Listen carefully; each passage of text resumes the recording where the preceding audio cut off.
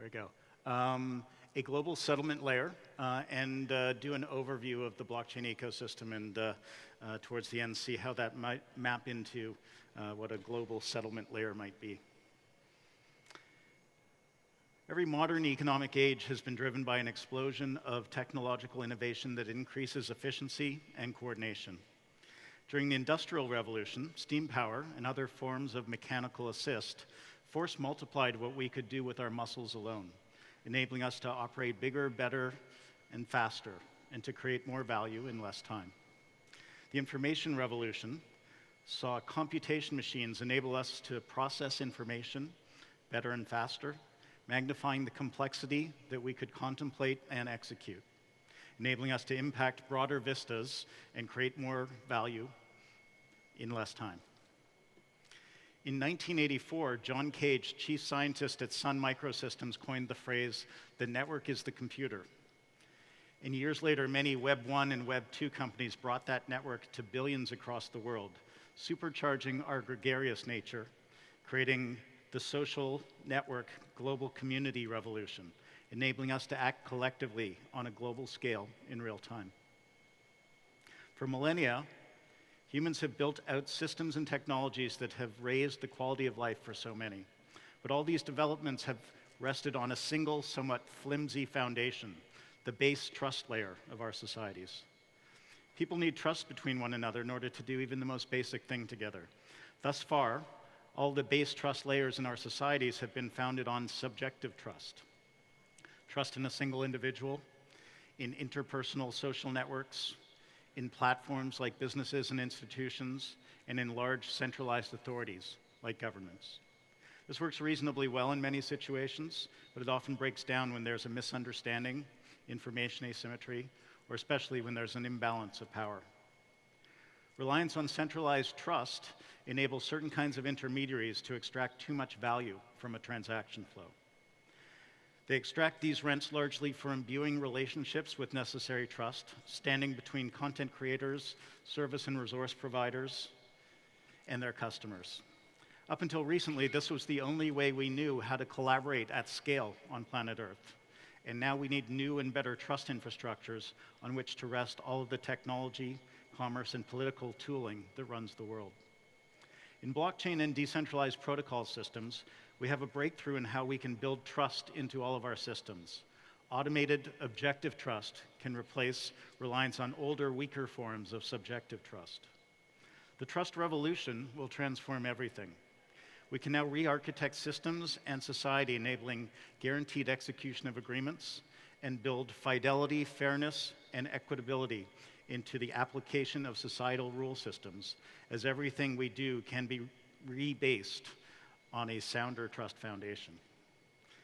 This emerging revolution in the global trust infrastructure, enabled by maximally decentralized blockchain and related protocols, will force multiply everything we do in the age of automated trust.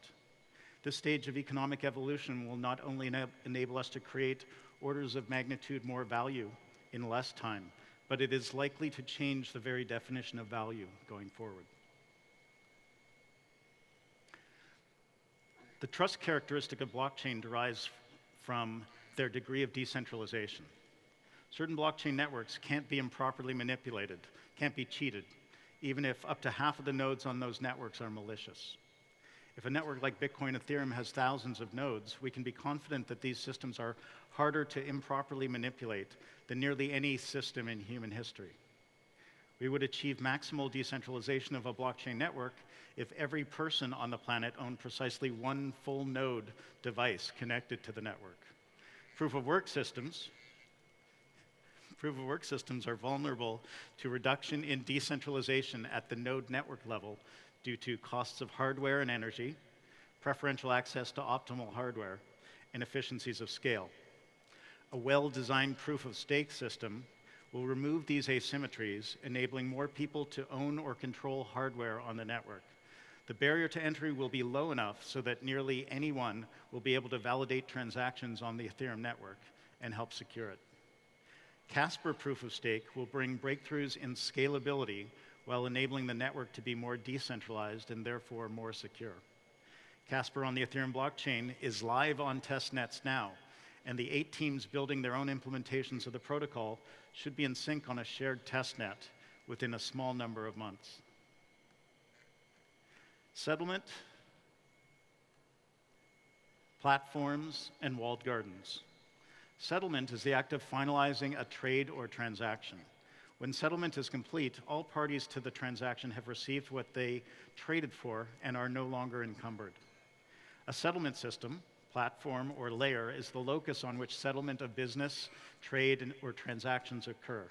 In stock or equity trading, settlement between clients of a brokerage can happen at the level of the brokerage, while other kinds of settlement may need to happen at the base layer. Around the world, these base layers are called centralized depositories. In this country, it is the Korea Securities Depository. There doesn't actually exist a global, coherent financial system. It is a network of walled gardens, brokerages that serve their jurisdictions, central depositories for each nation, and banks that handle their business nationally and reach out using correspondent banking relationships when they need to cross into another walled garden to complete a transaction. Settlement of a sort happens on many different kinds of platforms beyond the financial industry.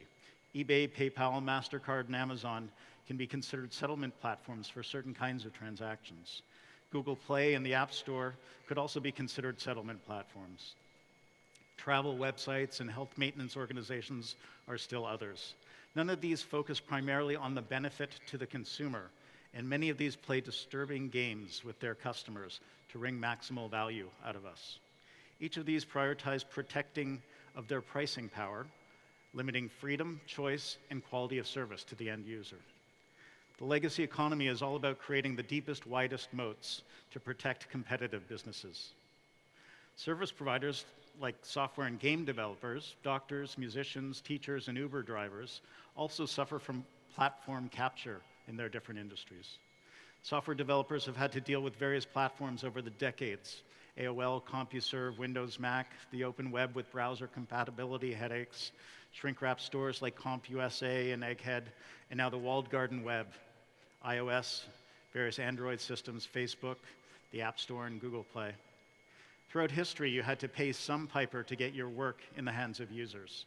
It is a breath of fresh air that currently on some blockchain platforms, a developer can permissionlessly deploy or use software in seconds for pennies, anytime she wants.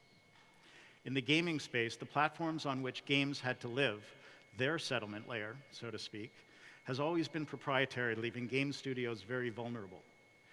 From the console wars where platforms rose and fell in dominance, to Facebook pulling the rug out on game developers by changing the economics and data access on the platform,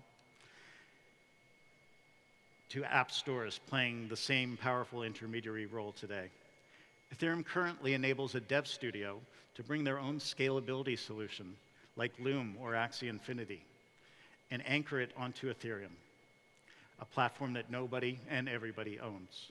The platform itself won't be taking 30% of your earnings, and it can't change the rules on you to its own selfish economic advantage. This is the maximally fair base platform, or global settlement layer, for the game industry. And as a bonus, it enables unprecedentedly fluid interoperability for digitally scarce game assets between any games that conform to relevant token standards. This is a natural side effect of an open, shared platform. Platform lock-in enables censorship and single points of control or failure in virtually every aspect of the global economy. These silos enable the incumbents to maintain pricing power at the expense of quality of service, cost, and choice to the consumer. Everything we do is subject to platform risk, whether that platform is your bank, your game console, your social network, your app store, your phone, or your country. Decentralized protocols, for the first time in history, enable self-sovereign humans to manage the root of their own identity using systems like Uport, to control their private information in personal data lockers like 3box, and to engage in self-sovereign employment on platforms like Gitcoin or Bounties.network, permissionlessly on trustworthy platforms like Ethereum. In 2016, Joel Monegro, then of Union Square Ventures, wrote a blog post entitled "Fat Protocols." The idea was that unlike the internet and the web, where the protocol layers did not capture value, as the blockchain ecosystem evolves, we are likely to see protocols like Ethereum and other Web 3.0 protocols for decentralized storage, bandwidth, heavy compute, identity, proof of location, etc., also capturing value, as each will be a tokenized protocol-based open platform. I prefer a variant of that thesis, the layered fat protocols thesis, and it might be better to call them layered collaboration protocols. Ethereum is a protocol-based open platform. We have a project called Ujo Music that is enabling over 1,000 artists and growing 10% month on month to directly access their fans. They can get paid for their music without an entrenched intermediary sucking up 70% of the value, as record companies and streaming platforms do. Soon, Ujo Music will separate its creators portal from an underlying metadata and DRM layer, tokenize it, and offer it to the world to build on as a permissionless, shared, protocol-based open platform for an adjacent music industry. This would be a collaboration protocol on top of Ethereum, and we can layer on other open collaboration protocols for content creation, ticket selling, equipment leasing, venue rentals, marketing, legal, etc. These industry collaboration layers will likely utilize the base Ethereum trust layer, layer 1, as well as layer 2 technologies like state channels, as Ujo currently does, and other techniques like plasma networks for scalability. The difference here between Ujo and whatever gets built on or beside it, and Sony, BMG, Warner, Universal, BMI, ASCAP, Virgin Records, and Ticketmaster, is that anyone will be able to offer their music or build businesses on the Ujo platform. There will be choice for all, and those shared music industry settlement layers will be global. Each of these would be an open permissionless to attach to, would be open and permissionless to attach to, and maximally fair within the context of whatever decentralized governance the platform created for itself. But what if governance gets captured and the platform ceases to work well for most people and businesses on it? Open source platforms can fork at the code level or even at the operating network level, as we have seen in the Bitcoin and Ethereum ecosystems. Forking is a good thing. It enables sub-communities to set out in new directions if the current direction ceases to serve their interest. It is an evolutionary mechanism that enables search of the solution space and provides us with greater choice. Perhaps most importantly, the threat of forking forces us all to get along better and make compromises to accommodate more viewpoints. As we get better at enabling upgrades or forking of systems, switching costs can become very low. So artists could simply offer their wares on the new platform with ease, perhaps just by checking a box. The initial dream for the internet, that it would see censorship as damage and route around it, might just prevail this time. Of course, we will have to be continuously creative and vigilant. Vertical integration. During the internet and early web eras, protocols were indeed monetized. Cisco did a great job of that. Later on, other protocols, HTML, SMTP, XMPP, were monetized as part of vertical offerings by AOL, Microsoft, Google, Facebook, Apple, Amazon, and others. Capturing a vertical through integration from bottom to top is great for a business, as it ultimately puts them in the role of an intermediary that can extract outsized rents from an ecosystem or expand more easily into related niches. Vertical integration is a key force that drives lock-in and enables walled garden moats. Think Google, Amazon, AWS, Microsoft, Apple, and WeChat. In the blockchain era, we can monetize protocols in a more horizontal fashion. Layered protocol-based open platforms for various industries and niches can promote more open competition because granularizing their offerings can lower the barriers to entry at each layer. If that happens, there will be less opportunity to leverage success at one layer into success at other layers. This is exactly what competition law or antitrust law was designed for. Such an architecture for our economy will likely result in more smaller, specialized organizations and more equitable monetization. The global IT infrastructure is less granularized is a less granularized free market economy than, say, the energy, grains, and metals commodity value chains. Many organizations in the IT space still manage heavy sales forces and operate two-sided markets. Products are still effectively shrink-wrapped, whether in boxes, on app stores, or delivered as a service, and have lock-ins trapping us in walled gardens. While the Apple, Microsoft, Amazon, and Google suites offerings are awesome and have enabled the world to advance rapidly, we can do better. We can build on open platforms that enable greater choice, less lock-in, and less staying and pricing power for large dominating entities. Cloud compute, storage, and bandwidth will move over time to fog and cloud infrastructure as we ask our watch to take care of a task and it provisions sources from clothing, furniture, laptops, and clouds. Legally enforceable blockchain-based agreements, like those enabled by open law, will enable us to negotiate the distribution of such jobs over a ubiquitous compute, storage, and bandwidth fabric, and we'll be able to pay, clear, and settle in real time using protocol tokens. The next generation financial industry infrastructure will consist of centralized and decentralized spot token markets for utility tokens and tokenized securities, atomic swap protocols, price-stable tokens, parameterized insurance products and markets on which they will trade, lending platforms, trade finance platforms, insurance platforms, open venture capital platforms, and decentralized governance mechanisms. Futures, options, and other derivatives will enable resource providers to hedge out their price risk and consumers to provision for their needs at a locked-in price for a certain period of time. All of these exist right now, and many of these are maturing rapidly. This new infrastructure is being built out to enable the granularization and the commoditization of the global IT infrastructure, and similar transitions in other industries. We will see free markets get freer, more collaboratively competitive, more efficient, with lower barriers to entry, and with lower barriers to entry, more equitable. The fintech DeFi, decentralized finance revolution, enabling all of this is hockey sticking right now, and most of that is happening on Ethereum. Closed platforms promote corruption and inefficiency.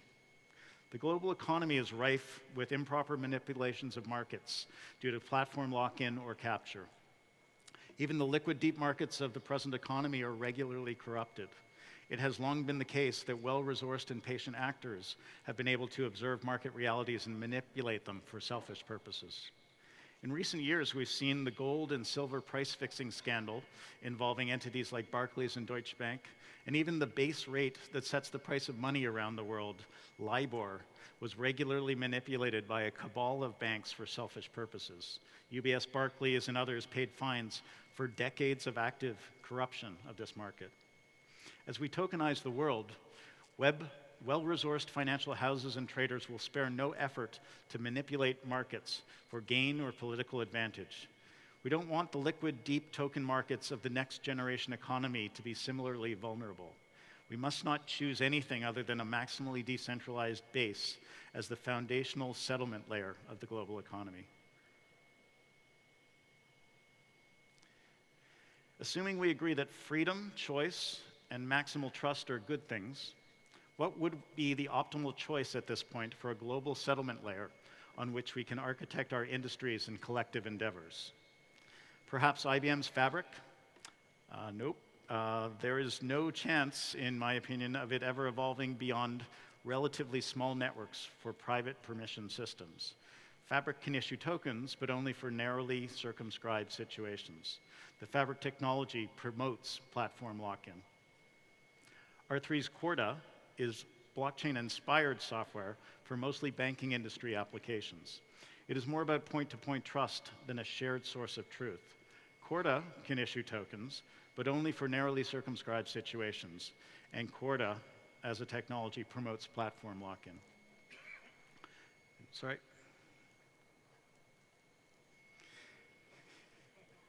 How about EOS?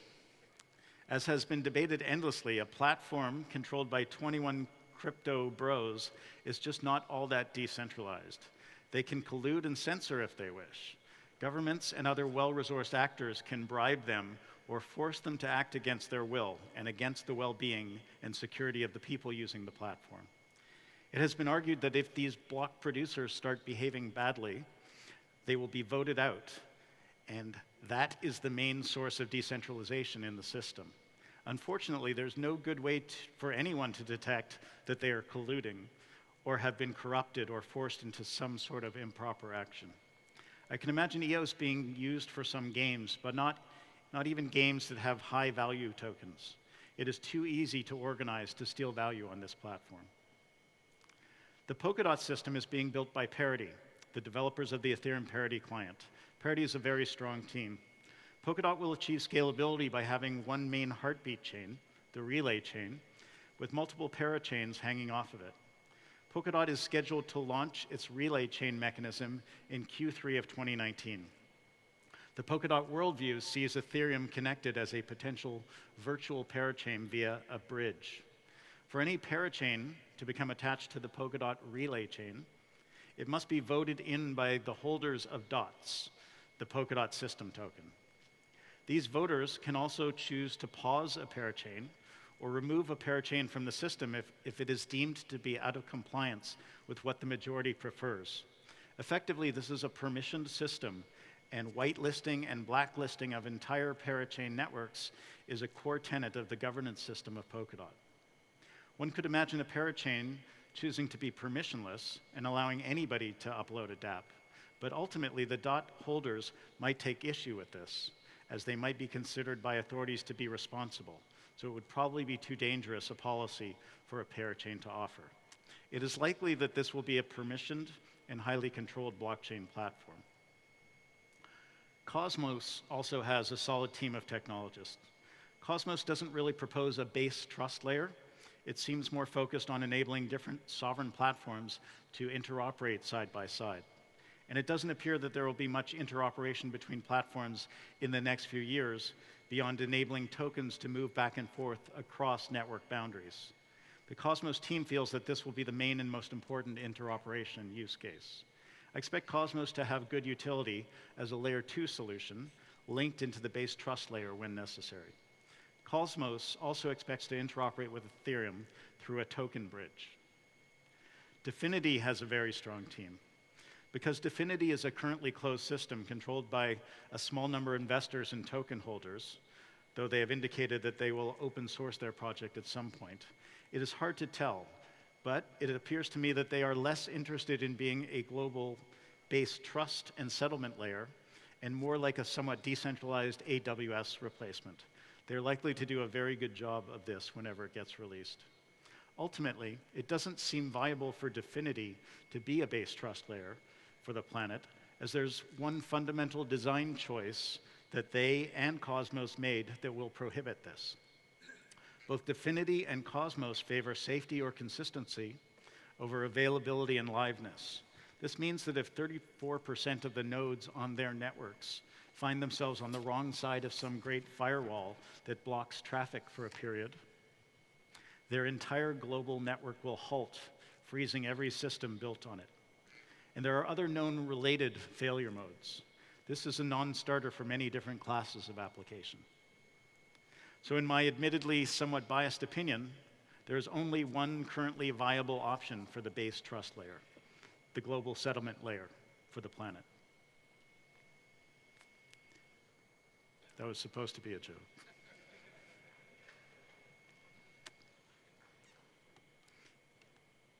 Ethereum is the largest ecosystem by a variety of measures. In terms of core protocol engineers, it is ahead of Bitcoin, and both are far ahead of all the other systems combined. In terms of application layer developers, Ethereum was estimated by a Gartner analyst to have a developer ecosystem that is 40 times larger than that of number 2, IBM's Fabric. Ethereum is a truly permissionless system. There are no whitelists or blacklists. Anyone can attach to the network and validate transactions. Anyone can upload applications to Ethereum. It is a censorship-free base trust layer for the planet with no single central point of control or failure. Ethereum is the largest blockchain ecosystem by a variety of measures, and in order for it to continue to grow into the base settlement layer for the planet, we are working on a few things. Easier user onboarding, user interface and user experience, privacy and confidentiality, and scalability. Each of these are seeing great strides being made. With respect to user onboarding, projects are doing more hand-holding of users early in the relationship, not forcing them to remember 12 words forever, lest they lose their identities and all their value tokens. Projects are putting more responsibility on the user later in the relationship, when the users are more experienced. Blockchain introduces new modes of operation, and just like Apple Computer brought users gently up to speed in how we gesture, pinch, swipe, and type on the iPhone, we will have to do the same. Product teams like MetaMask, Burner Wallet, and 3box are finding ways to create simple and high-value user experience to facilitate mass adoption. We're also making great strides with respect to privacy and confidentiality, either on private networks that can be attached to Ethereum via the Plasma technology, for instance, or via state channels or protocols like Aztec that enable confidential transactions involving any token on public Ethereum.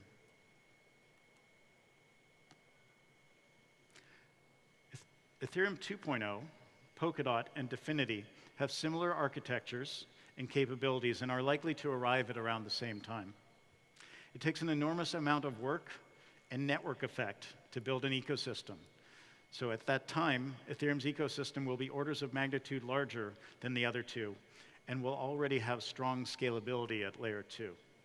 Ethereum is innovating fast with respect to scalability at both layer 2 and layer 1. And layer 1 is the only current candidate to be a base settlement layer for the planet because it favors availability and liveness over consistency, bolstered by relatively fast finality. And the project is the most rigorous of any out there about being maximally decentralized. How to assess that decentralization, however, and consequently how to value one's blockchain potential over another, is a more involved conversation. Much discussion focuses on a blockchain's scalability, measured by transactions per second. This isn't the best way to measure a blockchain's throughput, as it ignores the important aspect of decentralization. We instead propose DTPS, or decentralized transactions per second, meant to objectively compare blockchain's performance and potential by quantifying decentralization along with throughput. DTPS is the product of transactions per second and DQ, decentralization quotient. DQ is a measure between 0 and 1, where 1 represents fully decentralized networks and 0 represents no decentralization of the network. DTPS aims to take into account all the transactions that occur on a public mainnet, as well as transactions occurring in parallel in layer 2 through sidechains, plasma networks, state channels, and other scaling mechanisms. The current issue with DTPS, of course, is the subjectivity of both decentralization and transactions per second, especially with respect to scaling solutions that don't exist on the main chain. With that in mind, however, we're working on this measurement in progress to see how close to objectivity we can get when determining DTPS. We will soon release a website where we can iterate as a community on definitions of decentralization and work to come up with useful measures of decentralization so we can track all of the blockchain ecosystems against one another with respect to DTPS. Here's a very hand-wavy sketch of what DTPS looks like before you add in layer 2 throughput. With consideration for only the base trust layers, Bitcoin and Ethereum are maximally decentralized, but weak with respect to transactions per second.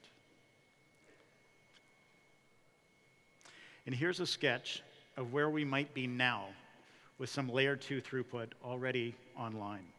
The overall argument is this: the less decentralized a technology is, leading to smaller DTPS, other things being equal, the less secure it is. Today's global information infrastructure has a DTPS of effectively near 0 due to the centralized nature of the firms and technology that are performing the transactions and the societal rules they are embedded in. This has led to the many data breaches, server hacks, and security issues we hear about regularly. By establishing a base settlement layer, on which many blockchain and related systems can anchor their transactions, the DTPS of the ecosystem will skyrocket and will grow with every sidechain or linked blockchain that is attached to that root chain. The result is a diverse ecosystem of transaction processing, each perhaps uniquely suited for specific use cases, but all appropriately secured for their use case. And when Ethereum 2.0 comes online, the capacity of the system will instantly grow 1,000-fold. Open shared platforms are natural. We live with them daily. The ground is a transportation layer that we can all walk on. The air we can all breathe freely. Public parks enable us to gather and play together. And in oceans, lakes, and streams, we can swim and fish for food. These are all common goods, and we should strive to make as much of our digital infrastructure as possible a common good as well. The more value we can push down into lower protocol layers to be shared by everyone cheaply, the more value will accrue to society broadly. And with the ability to create natively digital value on base settlement layers that everyone can trust, we can move from cutthroat, competitive, resource-constrained, zero-sum mindsets to positive-sum endeavors. Unconstrained, abundance mindsets will promote collaboration as a guiding principle for economic competition, eventually perhaps leading to the collaboration characteristic dominating the competition characteristic.